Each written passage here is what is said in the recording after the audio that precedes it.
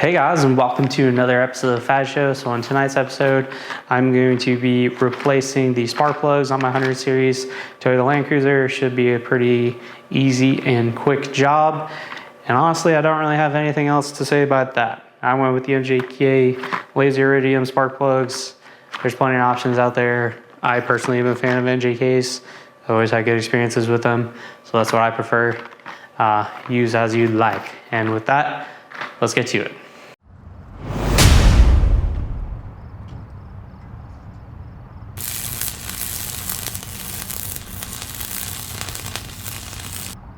Alright, so the first thing I'm going to do to get started is remove my factory engine cover, which looks like I only have 2 bolts that are barely even on here. So yeah, take care of that, and then we'll see what we need to do from there. Honestly, this is one of the other jobs, or a job like some of the others I've done on this car, where I haven't actually looked at the factory manual, even though I have one, to see how Toyota intended you to do this. I plan to just figure it out on my own, which has bit me in the ass before on this car, so I'll probably be swallowing my own words on that one later. Ideally there would be 4, but there we go. Alright, so it looks like this, I don't even know what this is, intake box is gonna have to come out. I'm also, struggles of working on a lifted truck, I'm too short, so I need my stepladder. Alright, so to remove this intake box, it looks like there's just a few vacuum lines on here. It also looks like there's a spot for a couple bolts that mine is missing, which seems about right for my truck. Lots of missing hardware. Luckily, this is actually held in place pretty well by, just everything else, I guess. This one's not even attached. Oh, it's actually broken off. Well, that's something to fix. I'm surprised I haven't had a check engine light, to be honest with you. And if I'm being completely honest, I felt like I've smelled gasoline. So if the evap system had a leak, that could be where that's coming from. So I guess I'll have to fix that.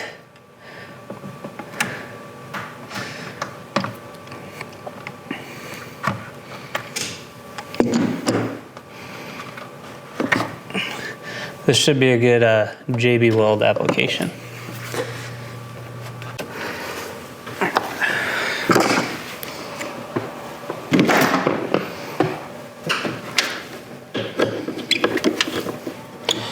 And these are just clamps for the intake boots.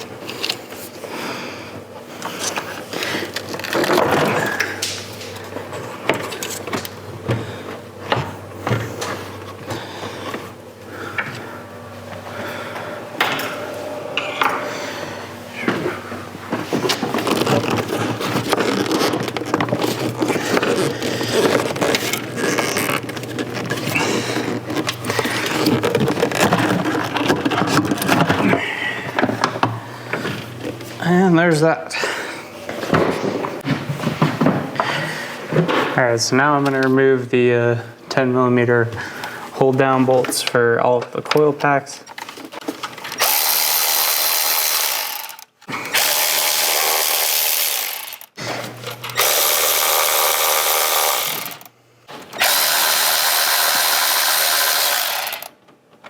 All right, and now you can just undo the electrical connector for the coil packs.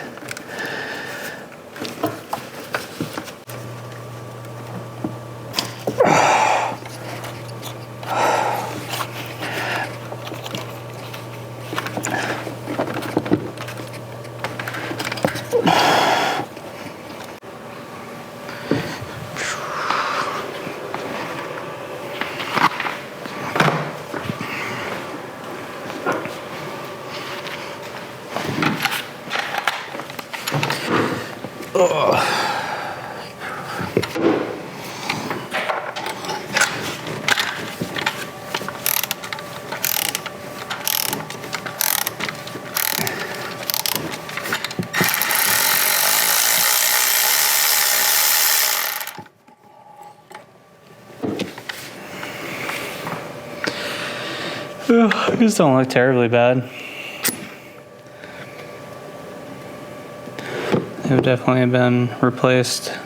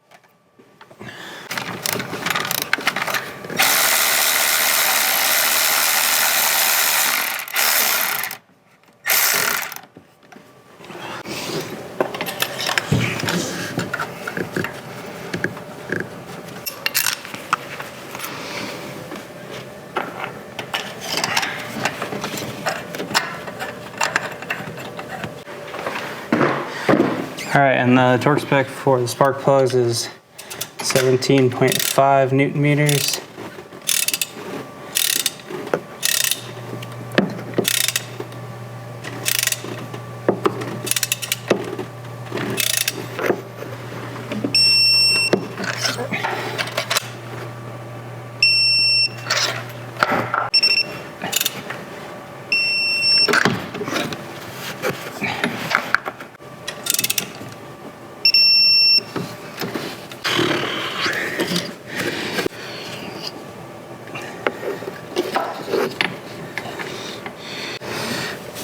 I think that's...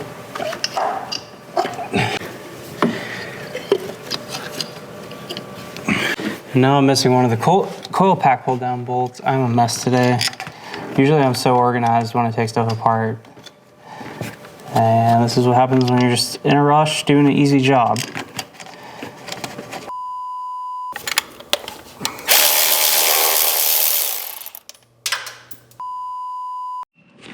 So here I am on the driver's side, and it's going to be the same exact process, just a little bit tighter with some of these lines that are coming around. There's this bracket here that holds some of these evap lines. It's just held on by a couple 10mm bolts. So I'm going to pull this bracket off, and then the process is exactly the same as the other side. All right, so here's this side all taken apart. You see that bracket's removed. All the coil pack hold down bolts are out. All the connectors are out. This one connector here gave me a hell of a time. I had to use my pick to get under the little tab here and pry it up while simultaneously trying to pull on it. It was extremely difficult, but for some reason just pressing it down didn't want to release it. Somehow I managed to get it off without breaking it. It's a friggin' miracle, but here we are. Everything else from this point forward is the same as the other side. I think I said before that these spark plugs were in good shape, and the porcelain looks pretty good. Not amazing, but pretty good. But the electrode is definitely really worn down and like cracking, so it's probably a good time, or a good thing that I changed these. They've definitely been in there quite a while. So while you're in there, I'm gonna go ahead and clean up my throttle body, just using some throttle body cleaner and microfiber. It doesn't actually look bad at all, but might as well.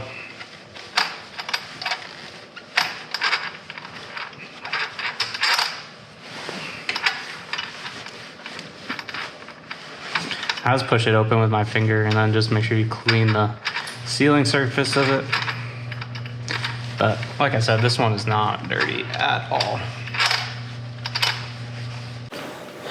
All right, so here you can see this plastic vacuum bung that broke off.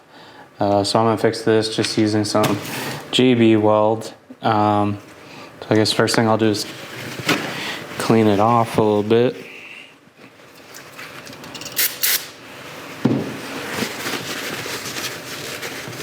And I'll just rough up the surface with a little bit of emery cloth. / get all the plastic burrs off. But now I'm gonna just clean up again. You could probably get away with fixing this with super glue, but I find the JB weld obviously to be a little bit stronger. And if you need to fill in like a larger area, this works better than the super glue. Hopefully this JB weld will still be good. Sometimes they're not very good for reusing. I'm just gonna put a bunch in here.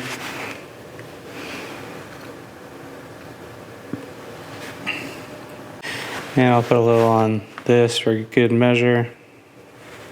Really, you just wanted to make sure you fill up. I'm not so worried about the strength. I just want to make sure I fill in all the little cracks because this will cause a vacuum leak, which could cause a check engine light. Although for some reason it wasn't on before, which I don't quite understand. And I'm gonna spread it around a little bit on the outside, but obviously you need to be able to put the hose over it, so you can't really change the diameter of it too much. But once it hardens, I'll come back in here and file it down a little bit. But this already feels like it's gonna be a very strong fix, so it's kind of how I expected. The way it broke, it gave you a lot of strength to it, so that should be good. I don't remember how long this takes to set. I don't think it's terribly long. So yeah, just gonna let that dry. All right, so this has been drying for a few hours now, and that's really strong, so I'm happy with that. Probably not as strong as original, but good enough. Definitely beats buying a new one of these intakes. I don't even know what this is, if it's like a resonator or something. That's what it looks like cleaned up. Can barely even tell. Pretty happy with that. I'll put a little grease on here just to be gentle on it when I go to put it back on. So here's the intake plenum or whatever this is back in. All the vacuum lines are back on here, here, here, and here. I actually ended up using one of the engine covered bolts. It was the same size to put this on since it didn't have any hardware in it before. It's held pretty well in place just by the intake V-bands or whatever these are. That connection on the throttle body was pretty hard to get on. So just be careful it doesn't bunch up. That's what happened to me a few times. So I guess I'm just gonna run no engine cover for now until I can get some more hardware. It seems like these, I was trying to find the part number for these and I couldn't, but I guess I saw one post where it's the same as the coil pack hold down, which it does seem very similar. So I guess I can check the bolt pitch and buy some of those. So I have two for the engine cover and then another one for the back here that's missing. I usually take the engine covers off most of my cars. I don't know. Just one more thing to have to remove when you go to work on it. They don't actually do anything other than aesthetics. Now the moment of truth for no check engine lights.